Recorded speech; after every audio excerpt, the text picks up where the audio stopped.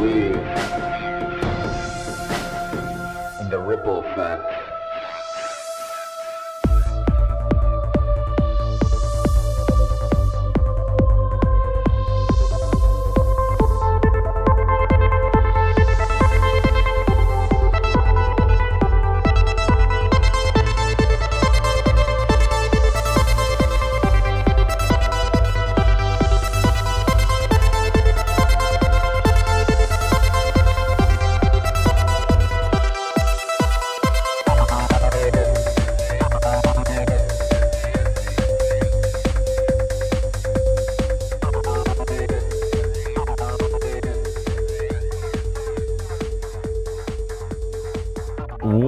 What's up? Another episode of Ripple Effect Podcast. Of course, I'm your host, Ricardo Rendes, also known as Ricky Rendes, and a great episode for you today. Today we have Dr. Wolfgang Wodarg, and he is a German doctor. He has worked in politics. He has worked closely with the WHO and other health organizations. And because of his unique background in medicine and health and politics, Wolfgang can give us a unique perspective from how these organizations and how these systems actually work. He's also the author of a great book called False Pandemic: Arguments Against the Rule of Fear. He's been interviewed on other great shows like The High Wire with Del Bigtree. So with all that said, I'm sure you can assume this is going to be a very fascinating and interesting conversation. There's a lot of information, and it comes from a very unique perspective and somebody who's not afraid of being outspoken. With that said, let me remind you, if you get some value out of this discussion or any of the Ripple Effect podcast episodes I bring to you, please consider giving some value back. It doesn't have to be financial. Like I always tell you guys, this is open source. All my shows are open source, so feel free to post it, share it anywhere you would like. I just want to get the conversations out there. Also, write, review, subscribe to the Ripple Effect podcast on all the video and audio platforms we're on. That will help fight against the algorithms that suppress guests and shows like these.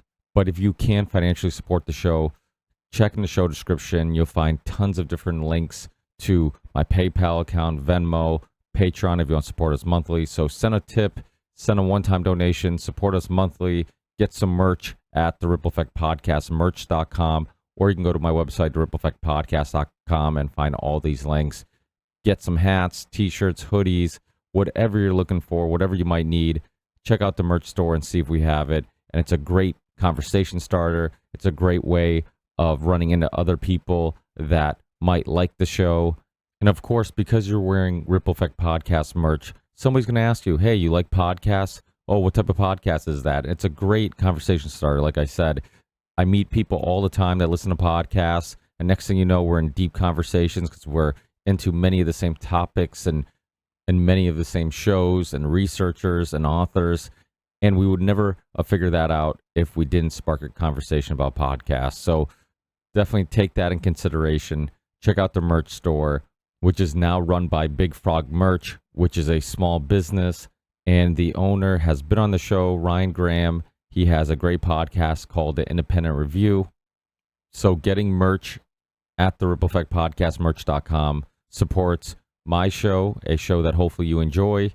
It supports a small business and a fellow podcaster and podcast listener. And because I haven't said it in a while, let me remind you, if a small percentage of the people who listen to the Ripple Effect Podcast and watch the Ripple Effect Podcast on all the platforms we're on, if a small percentage of you guys donated as little as $1 a month, I could easily do this job full-time, which is, of course, the goal, because like many of you guys, I'm not a big fan of my full-time job, and I would love to be able to do this full-time one day. So help with that goal if you can. If not, spread the word and enjoy this conversation, guys. I will talk to you in the next one. Peace.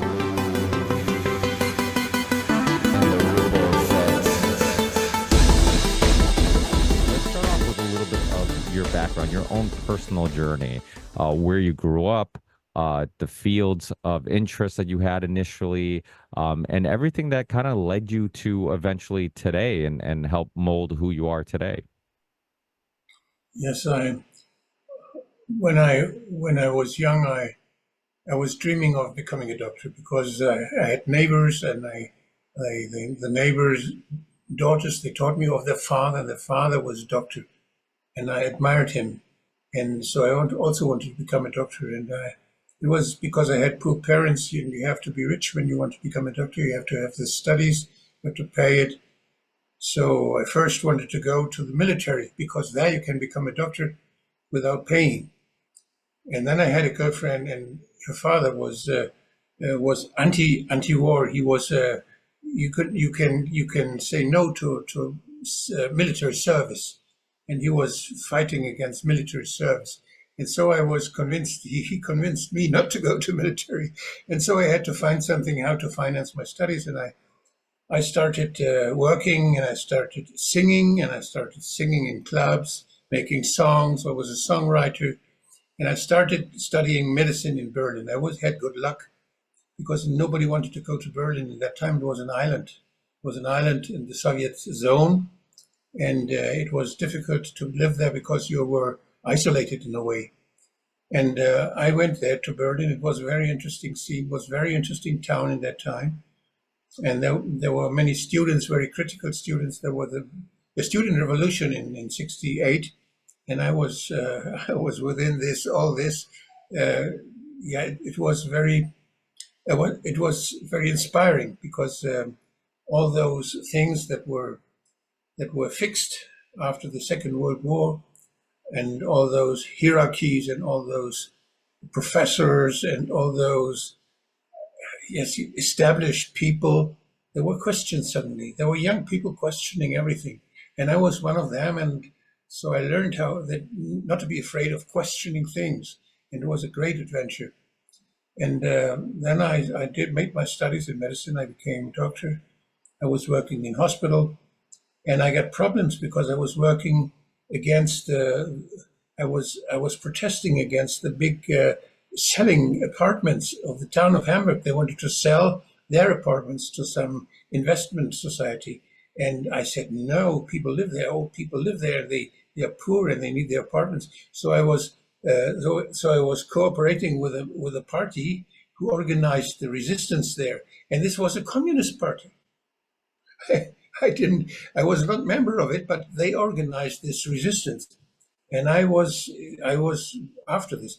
And because I cooperated with them, I could not get a job in the state hospital because they didn't want anyone who had contact with those people, with those communist people.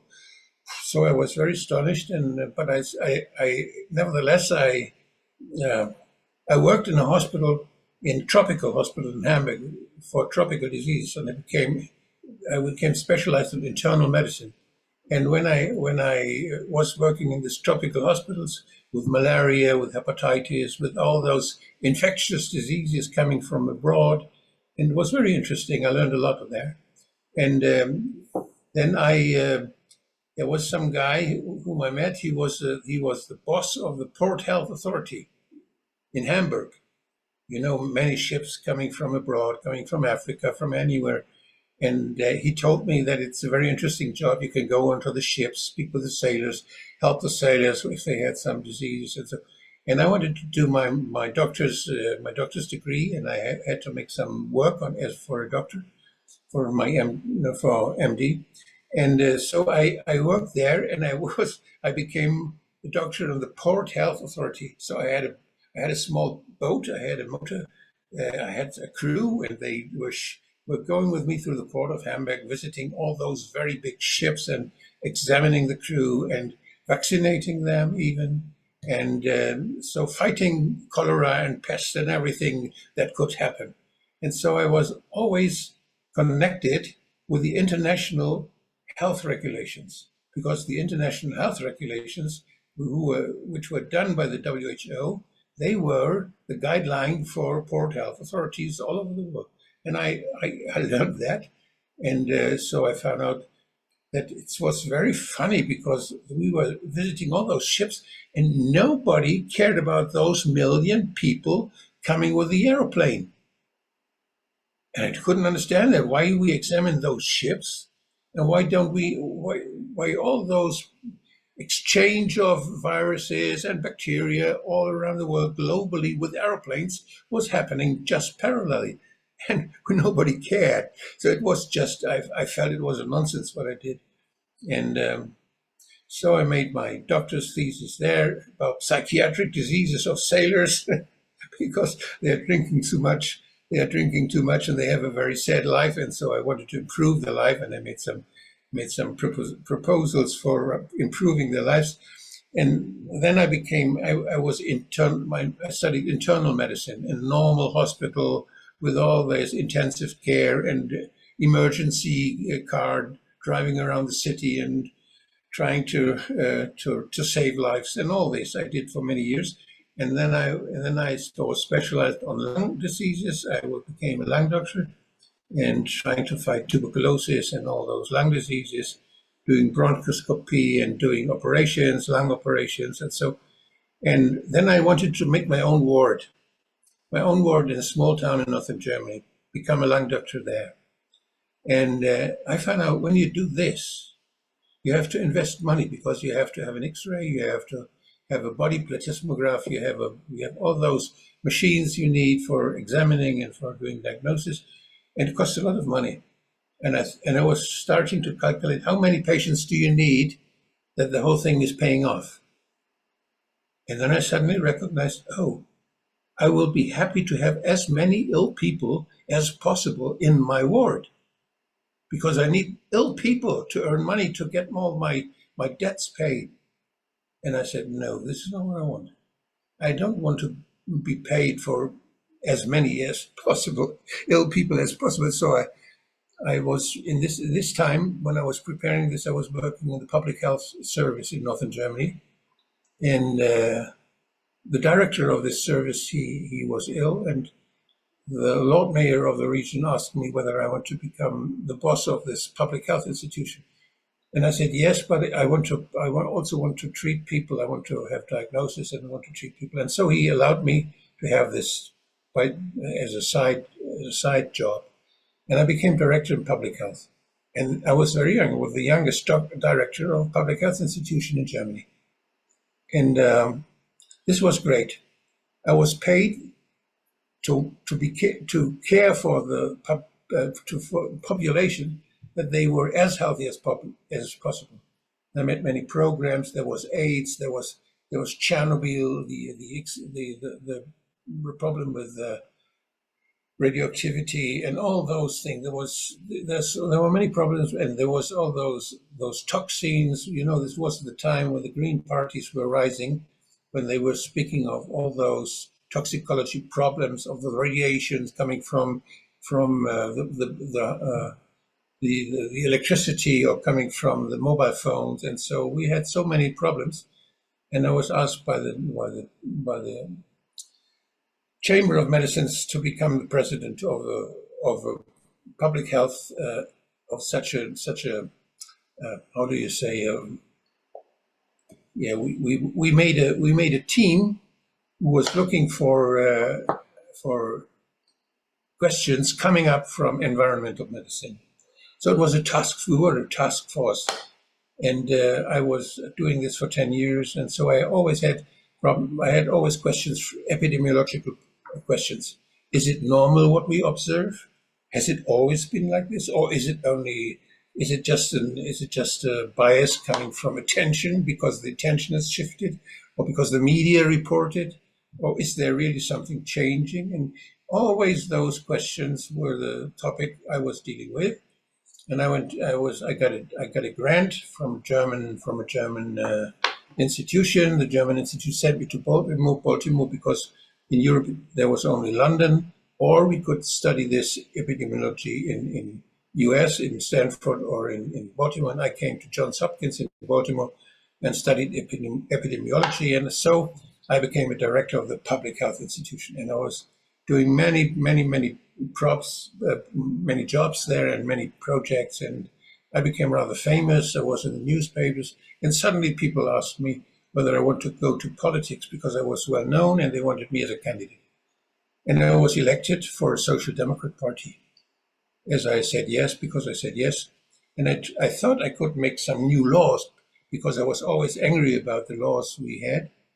And I tried, you can make, if you want to be prepared for possible illnesses or for possible threats for health, You have to have the right laws, to have the right regulations, and so I thought I could improve lawmaking.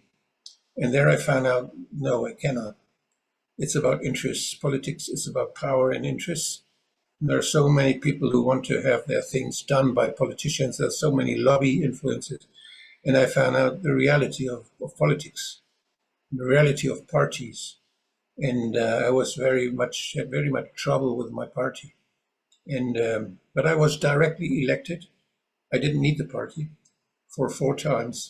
For 15 years, I was in Parliament, and I was in the Health Committee, trying to have some improvement with and trying to protect people from what medicine is able to do with them. You know, although there were all those genetic technologies trying to find out the genes of people, have patent on genes, or have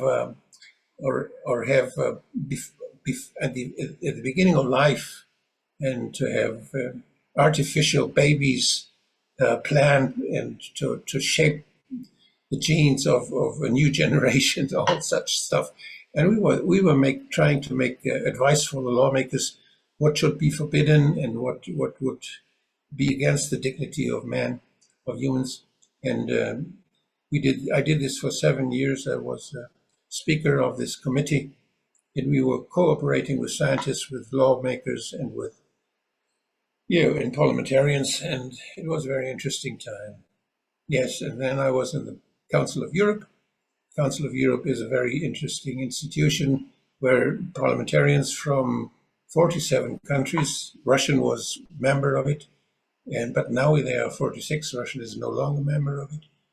And there we were dealing with human rights, with the democracy and the rule of law. So we were not dealing with the economy. We were not dealing with money, and we were not well equipped with money, but we were dealing with very essential questions of how human beings live together peacefully, and because we are all equal, and we all have equal rights. We are different, but all equal. This was one. One. How do you say? One proverb we had: all different, all equul. And we tried to make laws in this direction. And internationally, we tried to influence the lawmaking in all our member nations.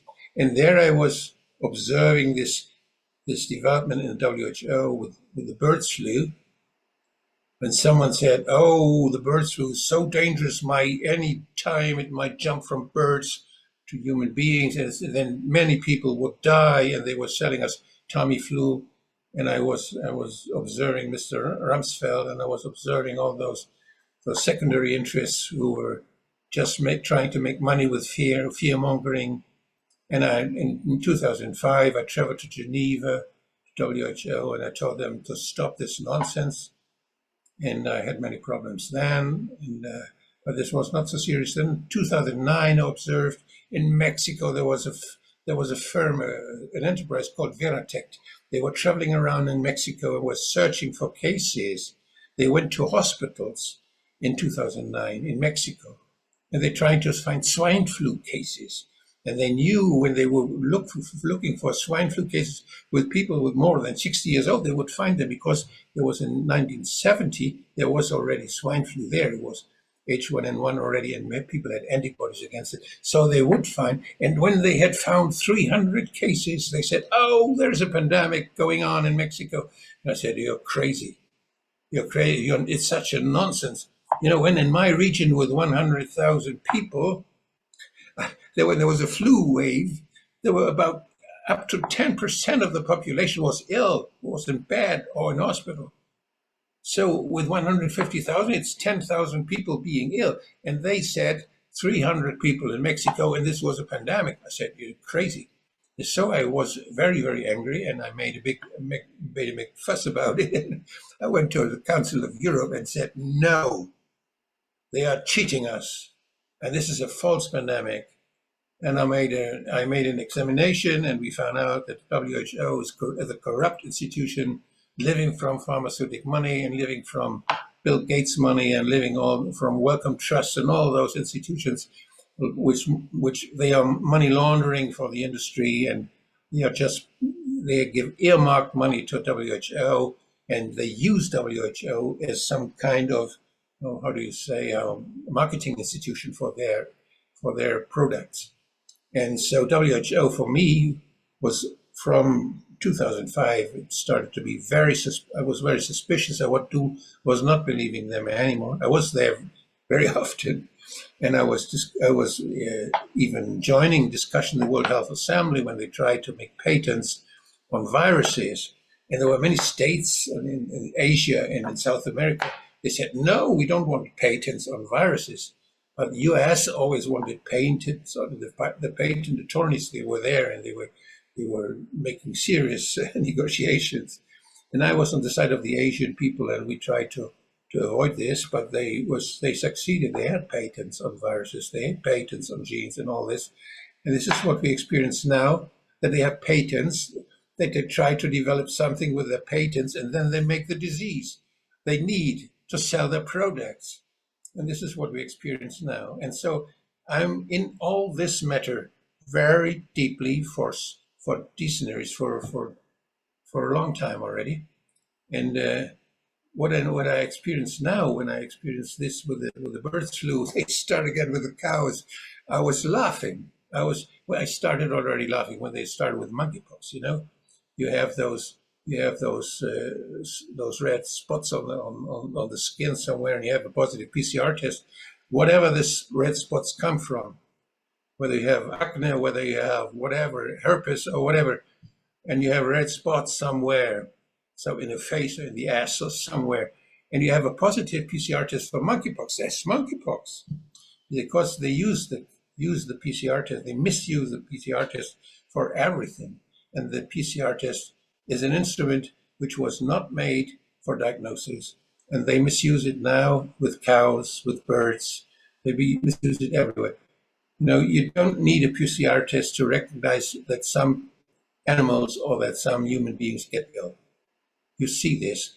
Each farmer sees when the cows are not well, when they stop having good milk, when they stop eating or being fed well or growing. So the farmers know how to care for their cattle. And if you make a test, it's nothing extra, because it doesn't say anything. And if you have many diseases, if for instance the cows are fed not well, you have ketosis. The ketosis, you can smell this when you're close to the mouth of the cow. You can smell it. It smells like ketosis. You have it with human beings too. And then you have to change the feeding of the cow. You have to change the food of the cow, and then it gets well again. But when they make a test then, and they say, oh, the milk is not so good as it used to be, they don't watch anything else. They just make the test, and they say the cow is not okay. So it's already the H5N1 or whatever. And so yes, they are lying, and they are making up stories to frighten us and to sell their things. And I don't know whether I should be angry or whether I should start laughing. I made a song which was called Too Much Monkey Business when the monkeypox came on. And I made a text in German. I was just mocking them, how they try to sell with all those tricks their stupid products which we don't need. Yeah, so there's a lot of people who see the things you saw and just go along with it, right? There's a lot of people who know that maybe science, maybe medicine isn't so moral, and maybe there are some issues where it becomes a money-making scheme and a industry. What made you have the courage to speak out? Because it seems like a recurring theme with your story is that anytime you see injustice, you have the courage to speak out and say something and do something. Where do you think that came from? Was it a parent? Was it an uncle? Was it a book? Was it something that maybe inspired you that really helped you have this amazing courage and moral compass where when you saw injustice, you had to do something? I just experienced when I was young already. as a student and as a doctor in hospital. I was fighting with my boss. When I saw something which was unjust, I was speaking about it. And I found out that when I do this, I'm always stronger. I'm stronger when I keep and when I stay to the truth. When I speak out what I really believe, I'm strong. And when I have to be tricky and when I have to follow some, what should I say that I have success? Oh no, you're so weak then. So I experienced this very often. And very often I lost things. I lost a job when I spoke out. But afterwards I got a better job and I was happy that I lost that job. And when I came to politics, I had many problems. I never was minister. I was never something. I was just doing very actively working on topics, and I tried to bring those topics to public, and I was very successful. And I always had big troubles with my party or with other people. With the chancellor, with Schroeder, I had big trouble. He was from my party. He didn't want such guys like me just being an obstacle for biological and biogenetic development. He thought I was an obstacle for economic growth of Germany because I was saying, no, don't do this stem cell research with human stem cells. It's of no use. And we had big struggles with such topics at the end of life, at the beginning of life. But because I was always thinking what would be right. I felt strong, and you can have a good life if you want to gain riches and if you want to be more and more important. You have to want to be boss, you want to be a minister, you want to be chancellor, you want to be whatever. You want to climb up the ladder of success. Then you have to lie, you have to cheat, you have to make good impression. But when you're just independent of all those people who know that you're lying, and you're not free. You stay free when you do the things you really believe, when you speak about the things you really believe. And I think this makes you very strong. And I feel well when I do that. And when I lose something, yeah, okay. Sometimes you have to just to leave things because you love them. Yeah, it's really important to be able to look in the mirror and be happy with who you see and know that there is a sense of doing what's right. To me, I'm much like you, where if I see something that's wrong, I can't help but speak out because I feel guilty if I don't. I feel like I should have done something, and I know that will eat me up inside. And I got kicked off YouTube during COVID lockdowns. I had Dr. Peter McCullough on, Dr. Robert Malone, Dr. Pierre Corey, Dr. Jessica Rose, Del Bigtree. A lot of these people are friends of yours, and they were similar to yourself. Like, they had the courage to speak out and say stuff that wasn't popular to say. And at that time, people don't realize that it was causing a lot of friction in our personal lives, just being outspoken. We had friends of ours, people you work with, I mean, relatives. I ruined a couple holidays by just, trying to spread some truth at the dinner table, just getting in little conflicts and arguments with people because people were so brainwashed with all this. What do you, from your perspective, because you've been in, like I said before, you see it from the political perspective, you also see it from the medical perspective. How did so many politicians, so many countries, so many governments, and so many doctors fall for this? Because I'm certain that many of them saw the same things we saw, that something wasn't right, or do you think they did just go along with it and didn't ask questions? What's your perspective on that? How do you, because that's something I get a lot when this was all happening, the COVID lockdowns. People would look at me and they're like, how is everybody saying the same thing? So it must be true. It must be a real pandemic. There must be, a real issue and a real emergency because look, they're shutting down and they're shutting down, and they're shutting down. From your perspective, how do you think that all happened? This what we are made to think, and what we are made to believe, what we see in television, what we hear in radio, and what we see in most of the channels in YouTube and everywhere. They make a picture of the world, and there are many people who are very rich, and or not so many, but there are people who are very rich, and they just can buy the media. They can buy the journalists, and when they want to reach something, when they want to change the world up to their ideas, they just can invest money, buy newspapers, buy television chains, by public relation firms, by lobby firms, influence politics. They pay the parties. There's a very, very intensive institutional or systemic corruption.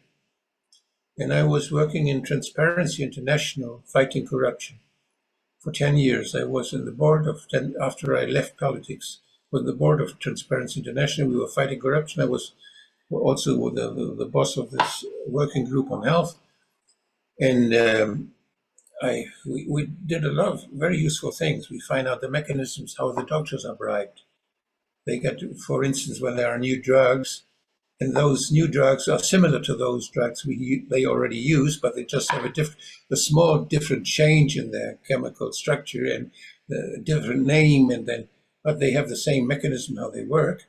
The doctors to put them on the market, the doctors are paid a lot of money that they don't use the drugs they used to use, but that they use the new ones, and they make such an observation study, they call it observation, and they get money for observing how the new drug is compared with the old drug. So they use the new drug, and 30% of the new drugs, of those drugs, are brought into the market with such a systematic and legalized corruption. And when we see how the doctors were resistant against vaccinations against swine flu, German government bought more than 50 million doses of swine flu vaccines in 2009, and there were only 4 million doses given to the people. So the doctors were very skeptical, and they didn't use them. They said, no, we don't need it. It's not a serious pandemic. We see this, and we know that this is a new drug, this is a new vaccine, and it might be dangerous, and so we don't give it to our patients. They were not bribed in that time. They did not get extra money for it, and there was not such a big propaganda. And the other side, the pharmaceutical industry, WHO, and all those people investing in this scam, they have learned from it. So they gave the doctor $30 for one injection in Germany. And the doctor, this is a lot of money. If you have 40 patients a day and giving them injections, you can earn a house within a year. You can earn a lot of money. And this was very seducing for many doctors. And it's so difficult to see that you do something wrong to see the truth is depending on that you don't see what you do. So they just make up their mind that everyone does it, and they just follow majority, and they just stop thinking. They just follow the money, and this is a very effective way to bribe masses of doctors. And when you see all those judges in courts who were sentencing the doctors who tried to protect their patients from the masks and tried to protect them from the injections, and said, I give you some certificate that you don't need it, and so on. And they were sentenced, they were punished, and they were examined there. The police were coming to their wards, and it was horrible what happened.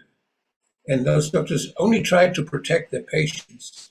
And the judges, they said, oh, because the government said it is necessary, so you did something wrong. Because the government said you have to do it.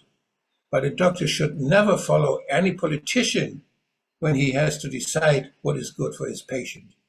He has to find out the evidence. He has to find out what is science, what we know about what is good and what is bad for the patient. And he has not to listen to the politicians. But the doctors and also the Chamber of Medicine, all this organization, all those professional organizations, they make pressure to the doctors, and the doctors who followed their ethical guidelines to help their patients, they got a lot of problems. They got lots of they if they would help their patients, they would be prosecuted, and they were prosecuted, and it was a very hard time. And if you want to be straight in that time, you want to be honest to your patient, you had to suffer a lot as a doctor. So there was big pressure from all sides.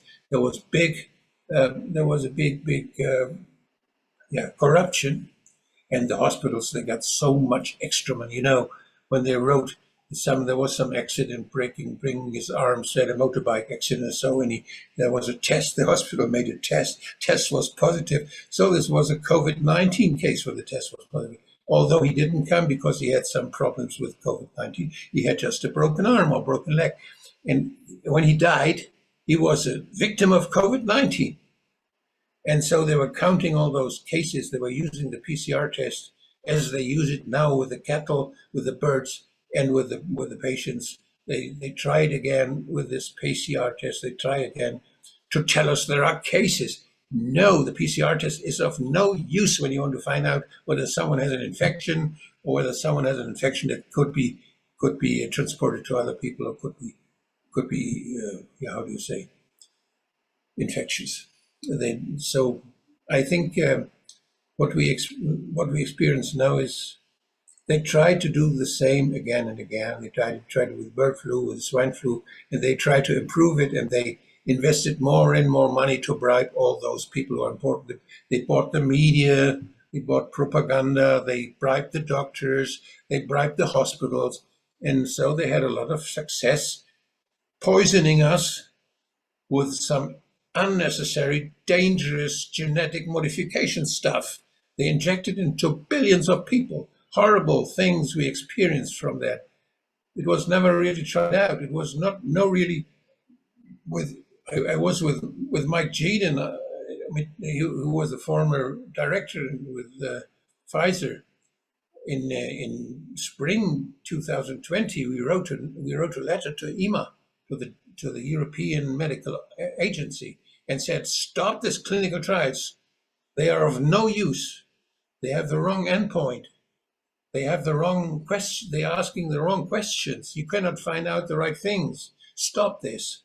But they didn't answer, so they didn't react, and they just went on with their emergency allowance, market allowance, and had nothing to do with clinical studies. It had nothing to do with medicine.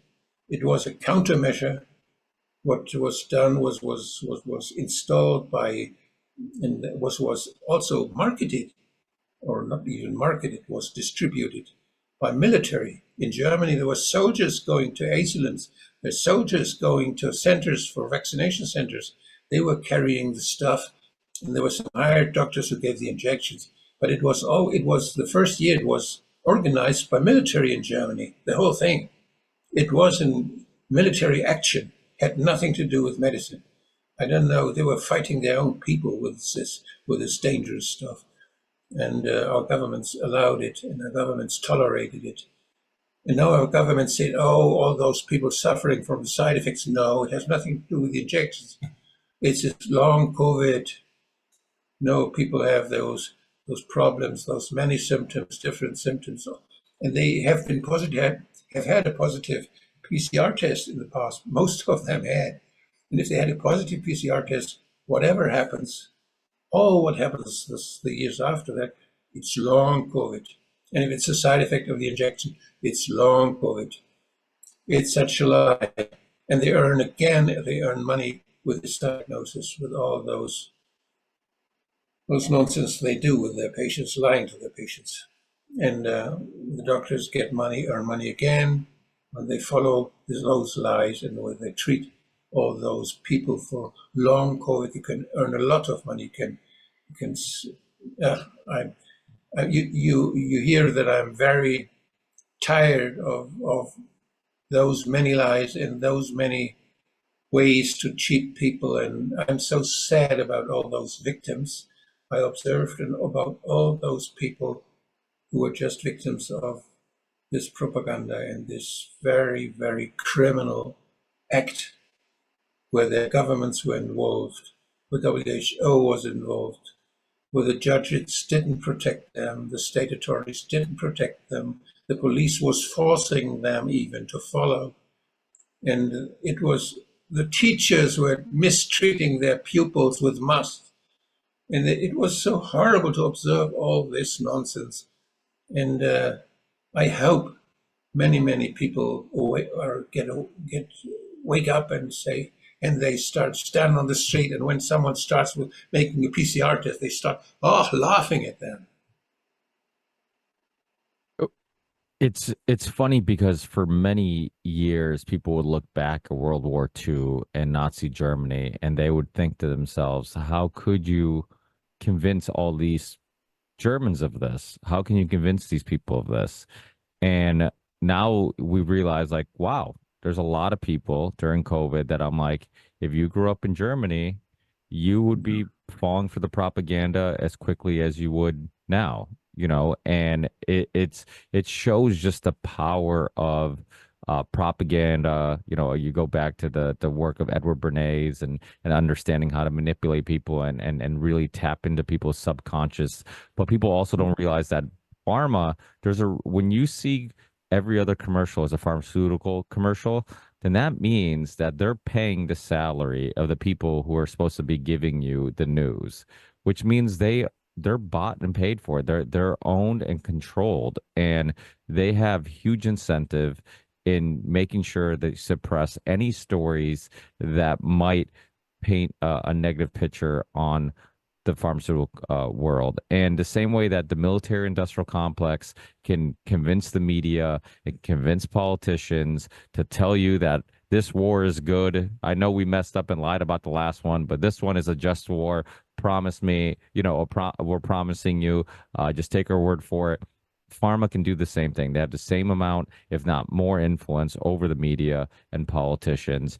And that's scary because people are only as good as the information they have access to. And when that information is being controlled, then you control the people. You control their perspectives and opinions. And I've had Zach Voorhees on, who is a Google whistleblower, and he talked about some of the things that Google would suppress on their search engine, and some of them were alternative medicines, homeopathic medicines, natural cures, any of these type of terms they were suppressing.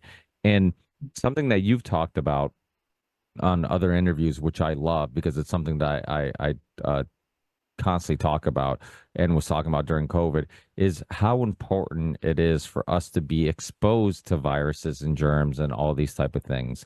I always use It's, the example. um, What's that? it's, it's so normal, there is biology. We are a product of biology.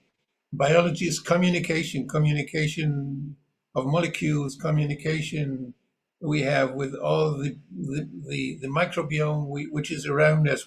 With there are more cells living on us than we have, and we exchanging all those cells. There are 10 million passengers going around the world with planes each day, exchanging all their microbes, and it's just so normal for it has grown. And when the planes were so fast, the exchange was speeded up, and our immune system managed all this. We go to all countries all over the world, and we're exposed to strange viruses we never met before, and we come back, we are bronzed, and we had a nice holiday, and there's nothing. And when you go around the towns, there is no pandemic. There have never been people suddenly just so many people just missing their job or being in a hospital overcrowded.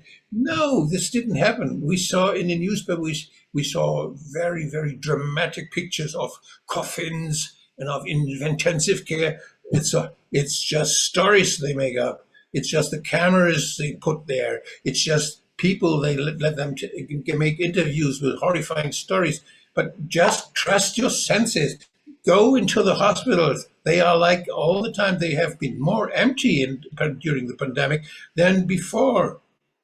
And when you observe this regularly, when you're public health, you know all those monitoring systems which are monitoring the health of people. There are so many. You can find out how many respiratory diseases, how people go to hospital with what diagnosis, and you can follow all this in all countries anytime. And there was nothing to be seen. And in the newspapers, there was a big story. There was, in northern Italy, they mistreated people in some places. They mistreated people in New York hospitals. They killed people. They took old people more than 80 years in intensive care station in Italy, and they killed them because they had to be at home. And if they have a flu, okay, it's much better treated. If you have a pneumonia and you're 80, stay at home. Have a good doctor who gives you gives you oxygen, or you have to give you the right antibiotics. But don't go to hospital. It's very dangerous. You don't need it. And there are so many clinical studies about that it's much more that the hospital is a dangerous place. And when you go to a hospital because you're afraid of some pandemic or so, you expose yourself to risks that you would have never met before, and it's dangerous. And in many hospitals, people were killed. They were killed with Asylum. They were killed in Great Britain. They were killed with ventilators. They were killed with overdose of hydroxychloroquine. Hydroxychloroquine may be good for many. I was working with rheumatic patients. They got hydroxychloroquine. I was working with malaria. They were getting hydroxychloroquine in certain doses, but they took 10 times the dose. And I knew that it was toxic, that the heart would stop, that they get extra systoles, that you get extra beats with your heart, and your heart may get crazy and stop beating, and you die from overdose. And they just made a program. They made studies with thousands of participants. They made studies with overdosing hydroxychloroquine in that time. And when we spoke about it, they stopped it. They stopped the studies because they have recognized that we got after them, that we have understood what they do. They were afraid that we would point with our fingers at them. But they did it. They killed people to make us afraid, to show us people dying, and to tell us this is pandemic. And they kill people with injections, with genetic modifying them and making thrombosis, making all those damage in the brains, making damage everywhere in the immune system. People get more infections than ever, more cancer than ever. They die. The young people die from cancer, which didn't happen before, because the immune system has been damaged by those genetic injections. And they tell us this is long COVID, or we don't know. They find out other reasons why, and people are too fat, and it is what they eat. And so make up stories, and they never go after this one story, which is the most important. Did they get the shots, or didn't they? They just forget this question. They bypass it because they would have to deal with it, and they would have to find out what happened. All this started in summer 2021.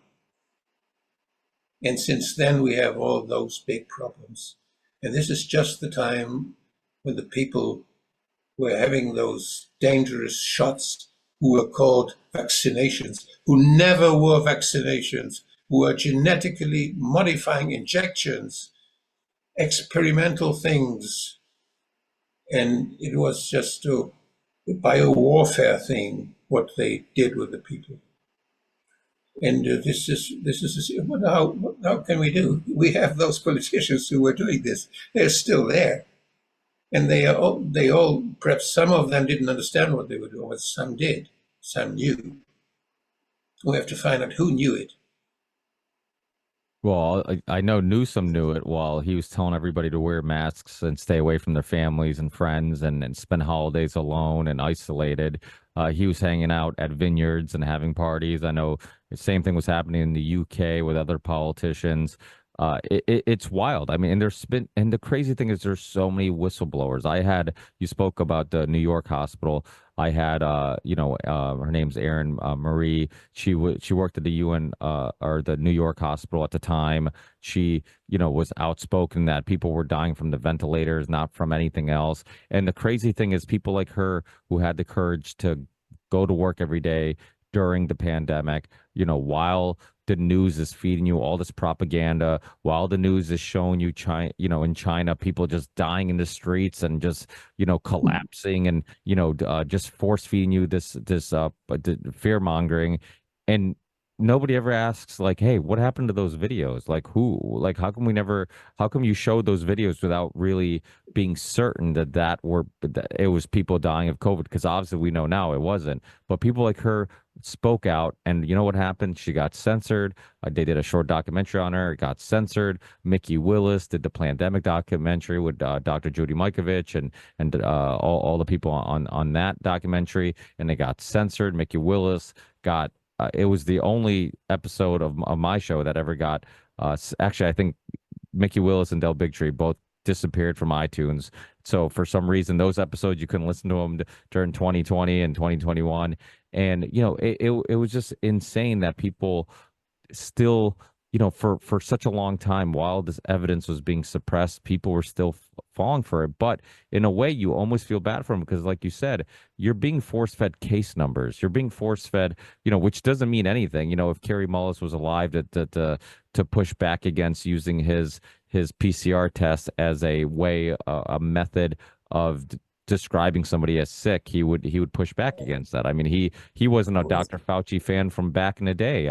I'm sure you're familiar with Dr. Peter Duesberg and some of his work in regards to questioning the link between HIV and AIDS. But he was on a Rogan podcast episode, I think 282, way back in the day. He was on a Joe Rogan podcast, and he talked about AZT killing people and how it was the drugs that were possibly killing people, and this link between HIV and AIDS was blown out of proportion. So history doesn't always repeat, but it rhymes. You see a lot of similarities, and in many cases, even similar faces and personalities and culprits in these stories.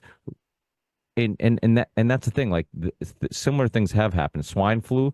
What if the swine flu had a vaccine that harmed a lot of people and was taken off the market? This was advertised as a vaccine, but like you said, it was gene therapy. It wasn't a traditional vaccine.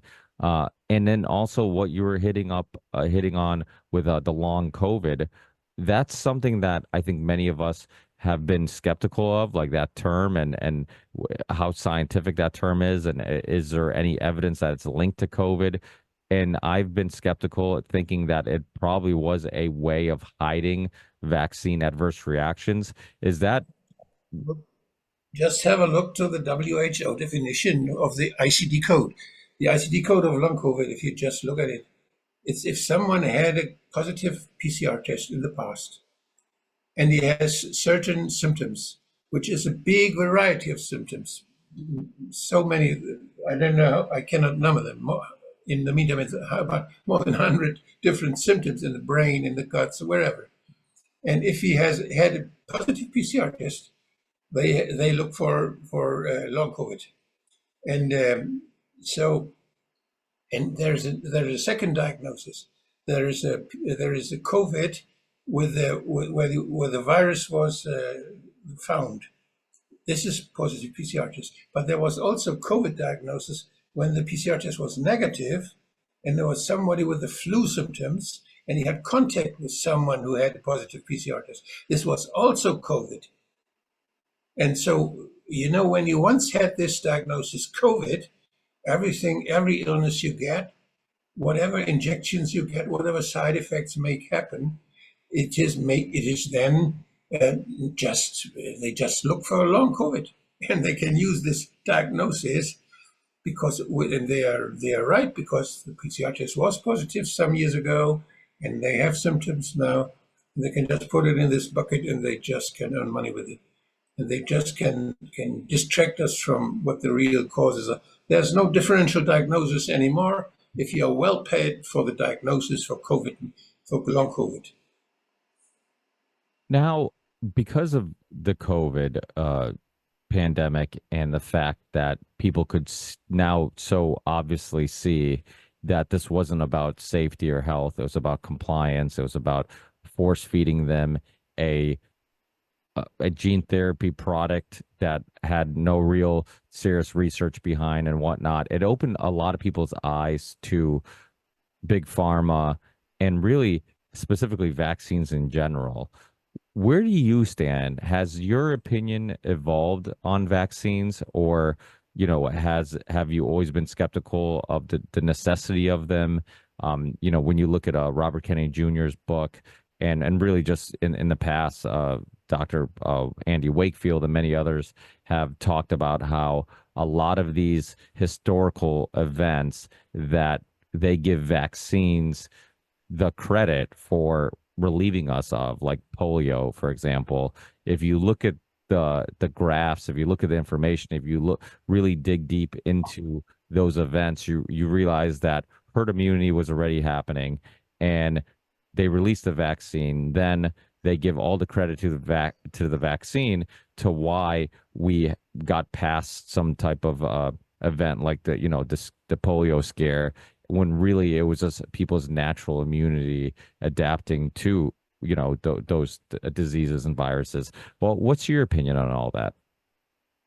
When I was a director of a public health institution, we made vaccination programs with schools and with children in children care institutions.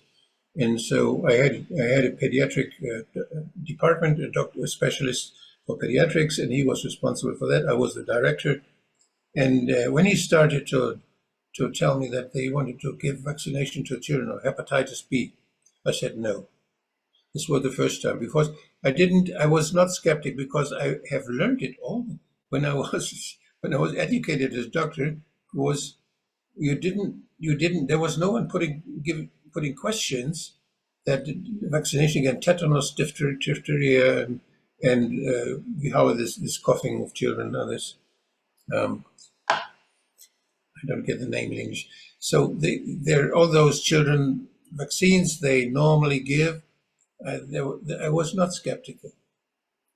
There were only when they started with hepatitis B and then some others, then became skeptical, and I started to investigate more. And when all those things happened with the bird flu and with the swine flu, I got to know more about the industry, about the ways of making clinical studies, and I was more interested in how they were observing the effects of this, and I started finding out the history of all those diseases. When I found out that there's lots of publications about that those diseases stopped already, the tetanus and the diphtheria and pertussis, that they all stopped already before they started vaccinate children.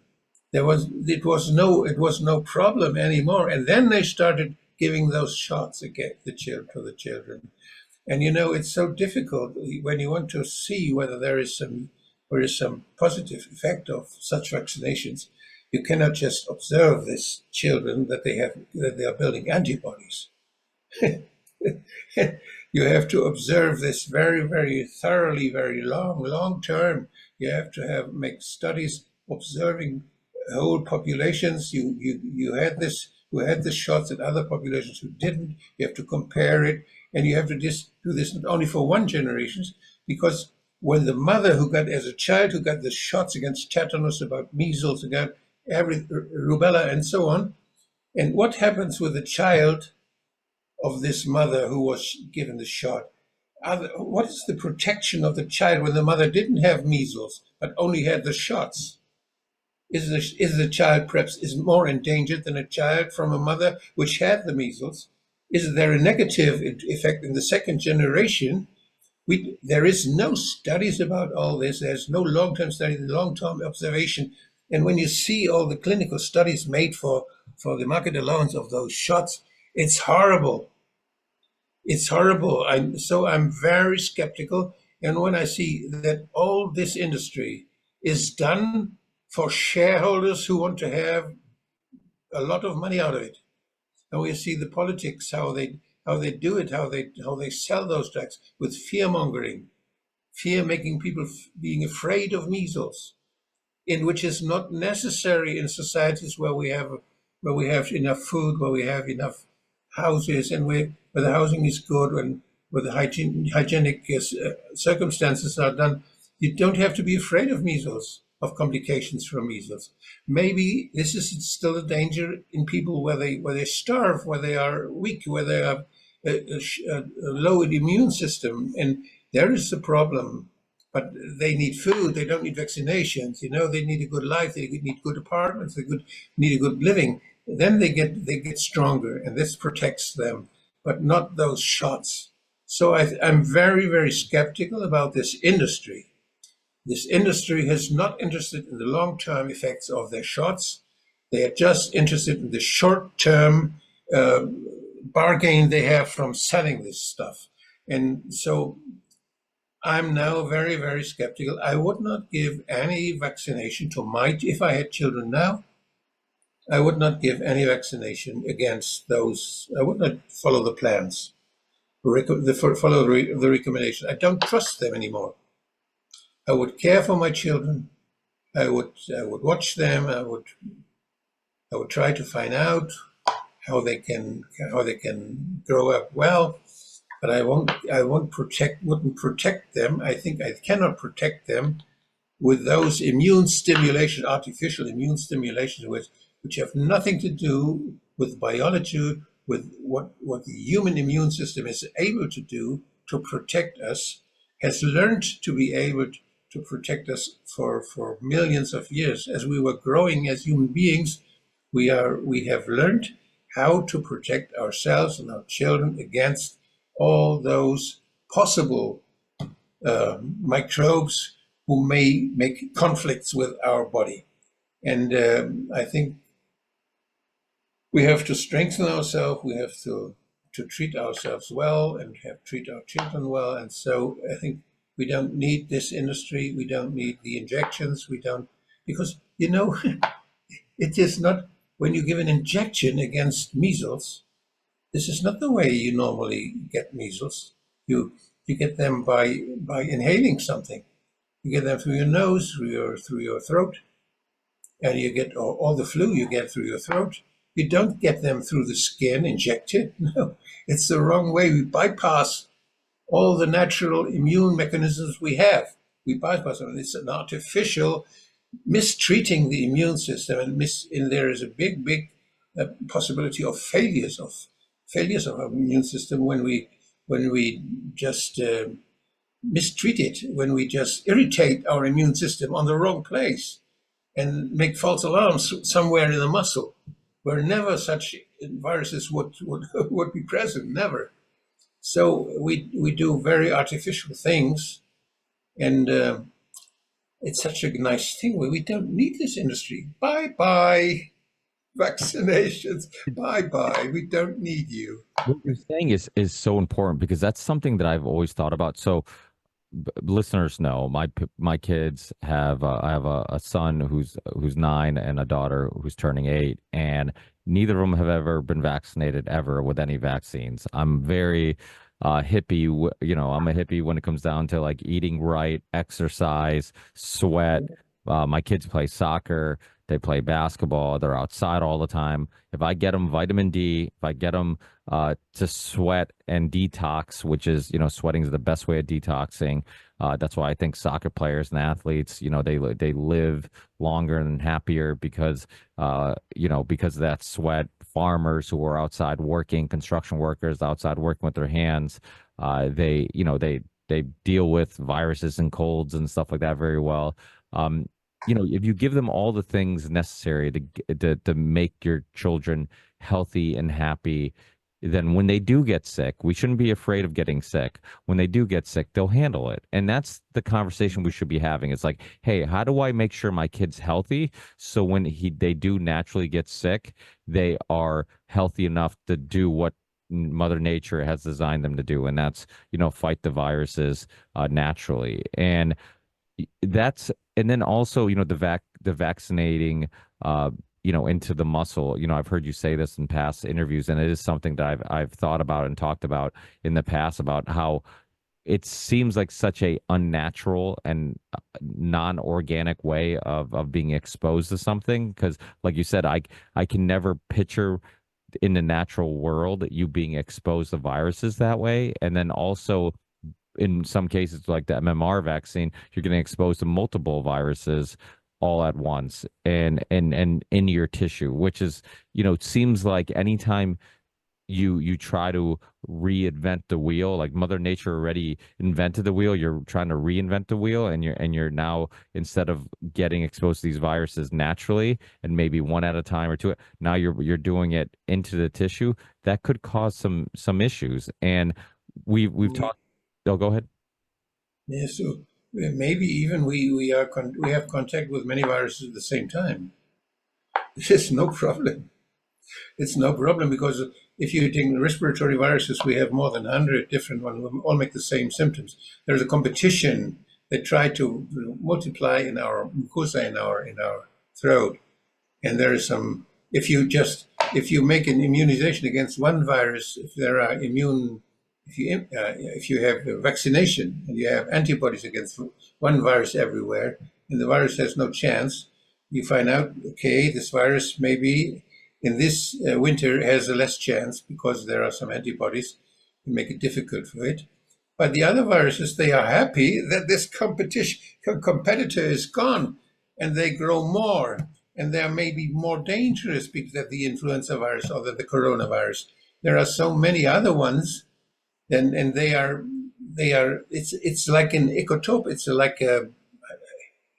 like on the meadow where you have different plants and who grow together, and there's a competition for light and for growing. And when you take away one, the others have more space. They fill the gap.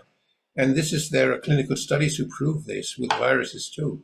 The others fill the gap. If you make problems with vaccination for one of them, the others fill the gap. And there's no benefit for health. It's just an exercise, which is a very sick exercise, not a very healthy exercise for the immune system. And what happened, maybe a side effect, is very difficult to find out. Well, that was the other question I was going to have for you. Like we can assume, and I think any critical thinker would come to a conclusion that the spark of cancer rates in younger people, I'm a big soccer fan. Like I've never seen so many players pass out on the field with strokes and heart attacks and all these things. Like a critical thinker would think like, hey, we introduced this experimental gene therapy. There has to be some link to that. Well, in the past, a lot of people have linked things like autoimmune diseases, people, and on all these other health issues, like the increase of autism and autistic type of symptoms and cognitive issues that our kids are having, to vaccines. Where's your stand on that? Do you think that that's still maybe not proven yet, or do you think that there has to be some link between the increase of vaccine schedules and the increase of all these other issues? Do you think there's some correlation there? The causal connections, what causes what, are very difficult because everything is connected with everything. Our immune system is the biology is communication. And when you have some cells who communicate, immune cells who communicate, and they see an alarm and they react and they call for others to help, and there is a big communication, like between policemen and firewood, and they have communication. And when you disturb this communication, when you make errors there, you don't know what will come out of it. It depends where it happens.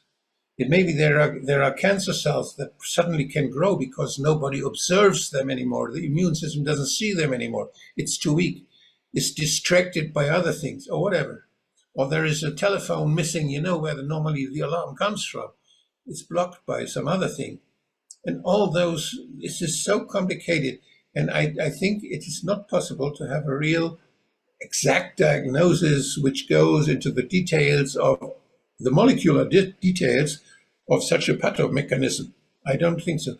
What we can observe is the sad numbers of autoimmune diseases growing, of cancer with the young people growing, or although those microthrombosis in the brain, those changes in the brain, or those blockages by pathologic proteins that are produced in the brain or in the cells, we can find the pathogens, we can find the changes in the cells. We can see that there were spikes produced, and we can see that there was an immune reaction and that there was an inflammation in the heart and the muscle and the brain. We can see that there was in the wall of the vessel, the blood vessel, there was something infection, and the blood vessel was suddenly eroded and there was bleeding. And we can see all these pathological findings.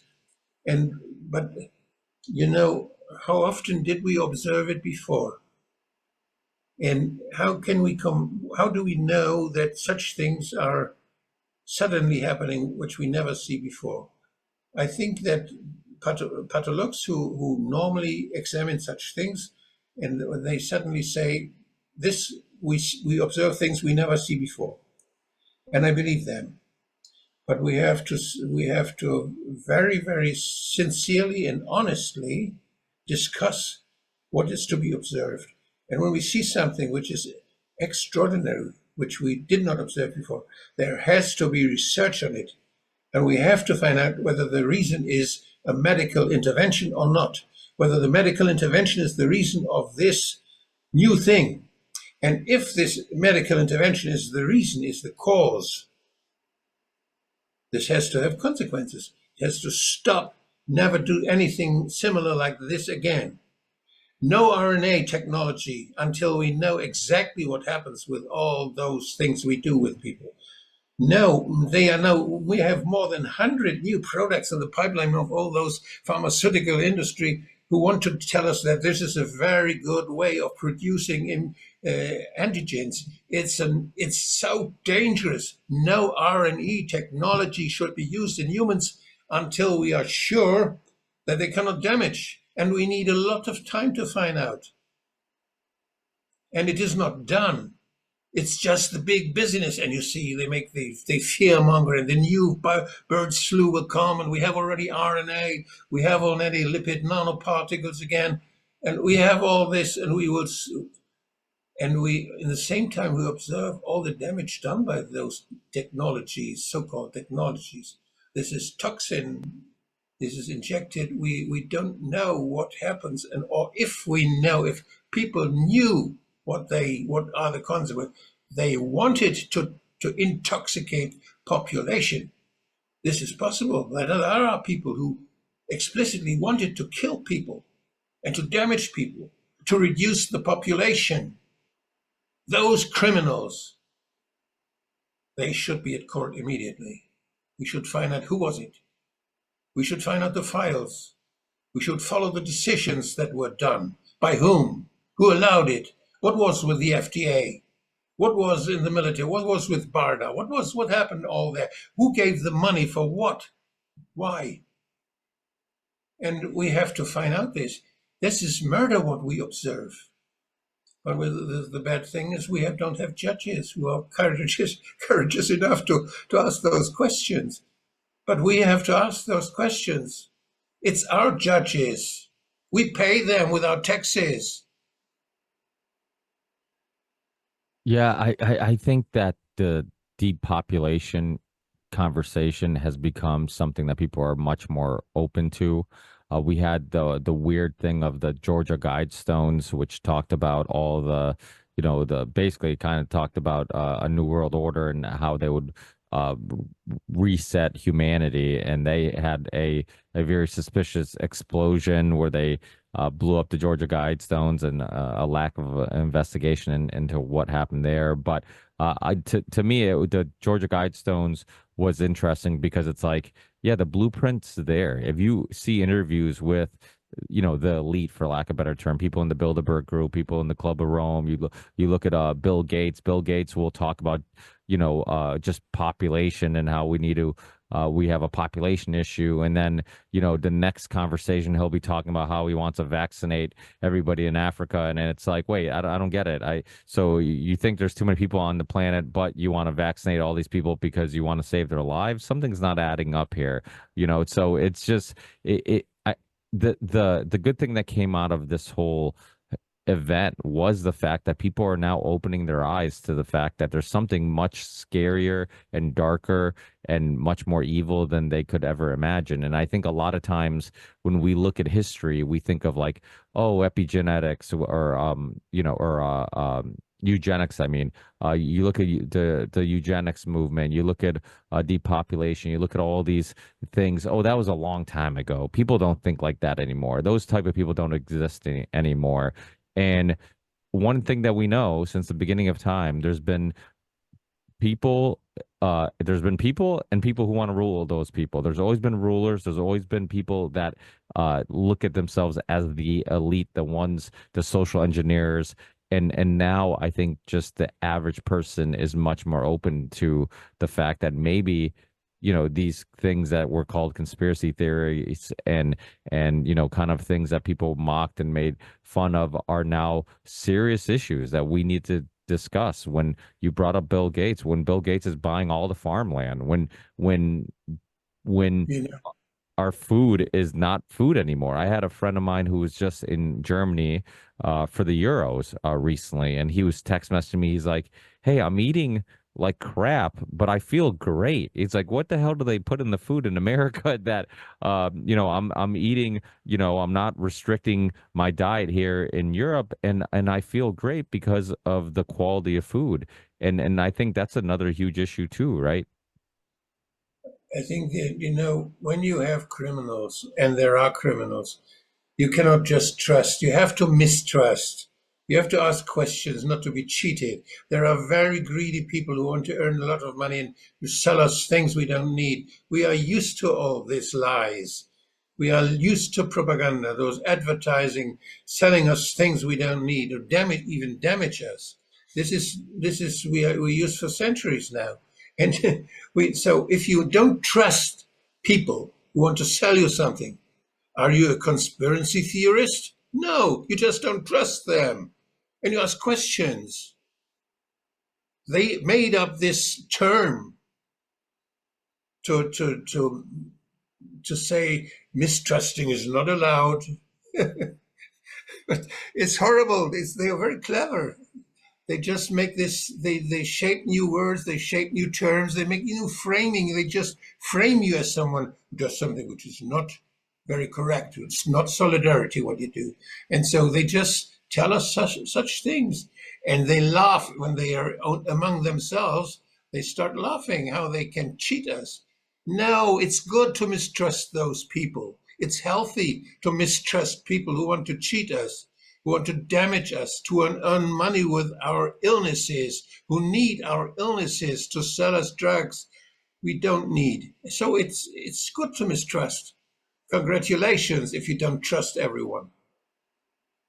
Yeah, without a doubt. I mean, it's the way I look at it is when you've been lied to that often, they're guilty until proven innocent, not innocent until proven guilty. And that's kind of the way you have to look at it. You have to be skeptical of everything and, and kind of give it time to figure it all out because there is a info war for a lack of a better term. At least Alex Jones, I think, called it perfectly, info war, because there is a war of information, and there's a lot of information being suppressed, and you have to be skeptical of those interests and what motivates them to tell you what they're telling you, and what motivates them to suppress the information that they're not telling you or showing you. So, without a doubt, and I know we've been talking for a long time. We haven't specifically talked about your book quite yet, but it is available, and it's available on Amazon and many other places, I'm sure. False Pandemics: Argument Against the Rule of Fear. And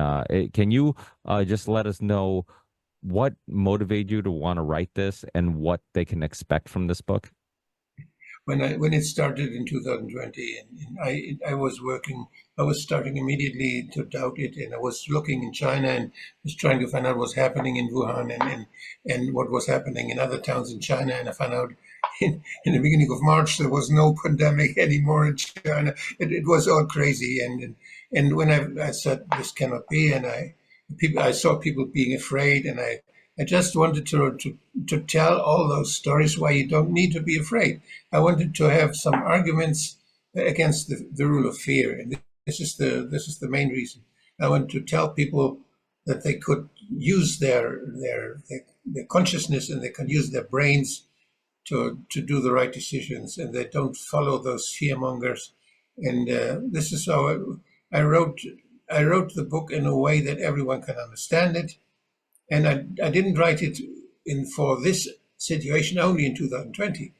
I wrote it as an historical book, and I wrote it. This is why there is plural, false pandemics. I wrote it because I had so many experiences with those tricks they use to cheat us, and I saw this through why they do it and how they try to change the world. And I even designed something as a politician. I can do it. I designed something what we can do that some things like that cannot happen anymore, and how we can protect ourselves. So there are some perspectives for future that have to do with self-organization of communities of people who can trust each other and who live in a way that we can say we are all different, but we are all equal. And so the dignity of human beings has to be safeguarded and has to be watched and has to be protected by any community. And this is very difficult when the community is too big, that we cannot oversee it. So there is a word, and this is, nobody knows it, it's subsidiarity, but it's so important. It means that you leave the people, you can also say autonomy. Autonomy of single persons is okay, very good. Autonomy of communities is also very important. That if you agree with your neighbors, with the where you live, with the other people, agree that we should live in a certain way, and we make our own rules how to live together. So the neighbor country can do it in a different way. Important is that's their rules. And then we visit the others and we see, oh, they do it in a different way. Oh, interesting. Do they have more success? Can we learn from them? So there is a variety of possibilities. Human beings have to self-organize. But the principle is, if we really believe in dignity of human beings, that we are all different, but all equal, all have equal rights, and we have to live together, to arrange, then from this decentralization, the subsidiarity principle is a very important principle. And I can imagine why there are so little people talking about it, because what we experience now is there are some people who want to simplify everything. They digitalize everything. They make norms. They say how we have to be, what we have, and they need to simplify human possibilities, because they could not reign over us, so they could not have governments over us on a global level. If society is so complicated, they have to simplify. They cannot allow people being different because it's too complicated, too expensive. But this is why the globalists, those people who want to govern the whole world, who are crazy that they could do such a thing. They just have to kill our human possibilities. They don't need humans. They need followers. But we are so wonderful beings. We are so different, each of us. And it's such a miracle how different we are. We can learn so much from each other. And the only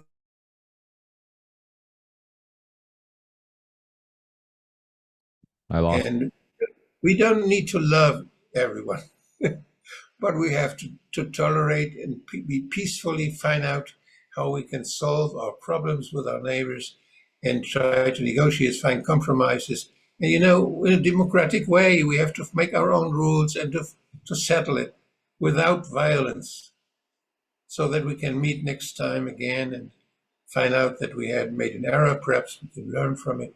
So it would be such a paradise living with such beautiful human beings we have on this earth, without war and without those people who tell us what we should do and what we should not do. Has this whole experience made you more spiritual or more, or maybe even think about these topics a little bit more, dealing with the whole COVID lockdown and really just seeing the extent they would go to harm people, to mislead people, to lie to people? Has it made you kind of re-examine your worldview at all? Yes, what I dove into. This was the World Economic Forum and their crazy ideas and their propaganda, and the simplicity of what they try to construct and what they make their followers just follow. It's very simple, and it's just obedience. It's just dogmas they tell them, and it's stupid. It's stupid. It's ridiculous. There are so many young people who say, "Oh, this is our future," and, and they don't have even experienced themselves what possibilities they could have if they would not follow, if they would just look around, who's there, and what can I learn from others, and not follow such a big invitation to Davos or to some other place where they get paid, someone pays their journey and promises them their new jobs, and that seduces them to follow. And this followers we have had in Germany in the Nazi time, we had the same mechanism. We had this propaganda. Everyone was following. And you can see it, how those totalitarian systems make young people follow. And I had students coming from China when I was giving lessons in university. I made European studies, and they came people from China were coming to find out how we do politics in Europe, and democracy and human rights and rule of law. And this is all what I was teaching. And those students from China, they had big problems to understand what I was speaking about. They were always asked, also, what shall I do now? They were always, and when I told them to make, you could, if you could change the world now, which new law would you make? This was so I just offered them the possibility to do some proposal, what to change. But they were afraid. They were looking for someone who tells them what to do. And this was different. Other students were happy that they could try out new things. Yeah, we see different education in this world, and I am very afraid that this education system we experience now, this is built on obedience. This is built on non on yeah, closing down opposition, or selecting information, and this is very poor, and this makes people who are educated, makes them poor in their possibilities. And this is the biggest danger we see. And this is the biggest danger we have to face, and have to find out what can we do to save our children. Yeah, and that's why I love the way you think and the way you look at things, and this idea of like, hey, you know what? Like, we don't all have to agree. We don't all have to love each other or even like each other, but we should all tolerate each other, and we should all, understand we're all on this planet together, and we can live, on this planet together without hating each other. And the divide and conquer strategy is how they keep us fighting with one another and pointing the finger at one another for our problems, when really they're the root of all our problems, and they create our problems. Problem, well, how's it go? Problem, reaction, solution, right? You create the problem and then you give us a solution. It's great, the pandemic, and then it's like, hey, we got a solution for you. Here you go. Just take our solution. So But I can't thank you enough for taking this time to chat. You've taken a lot of your own personal time to come on and talk, and I really, really appreciate it. I think you're doing amazing work. I'm a big fan. Anytime I would see your name pop up on any of the shows I listen to, I'm always excited to hear your take and your worldview and just your courage to speak out, regardless how popular or unpopular those opinions are. You're not afraid to do what's right, and I really appreciate that. Let the listeners know how they can keep up with your work, your website, if you're on any social media platforms, if you have any upcoming books or lectures, or even your music. I myself, as you can tell behind me, I have some instruments behind me. I'm also a musician, and my music that you hear in the podcast is my own original work, and I've been playing music for a long time. It's been my some type of the type of therapy that I enjoy is music, and but let people know where they can keep up with any of the stuff that you have going on, and if you have any upcoming notable things that you want to share, please do. I have my homepage, which is wodarg.com. WODARG.com. And I have there's lots of stuff there, lots of stuff, videos and texts, and in English, in German, other languages. So it's not it's just a big pile of stuff, and it's not well organized. But I think for people it might be interesting just to to search. Yeah, I've been on that website, and it's funny sometimes. It not being organized actually makes it more fun to scroll around and look around, to be honest, because you're kind of. You find something, you're surprised suddenly. Yeah, exactly, exactly. Well, thank you so much for your time. I really appreciate it. Hopefully we talk again in the near future. Keep up the amazing work, and I'll put links in the show description. And once the show is up and live, I will send it to you. All my shows are open source. I just want to get these conversations out there, so feel free to post it and share wherever you would like. And thanks again. Have a great night, and hopefully we keep in touch. Thank you very much for this interview. Thank you very much. Thank you. Take care.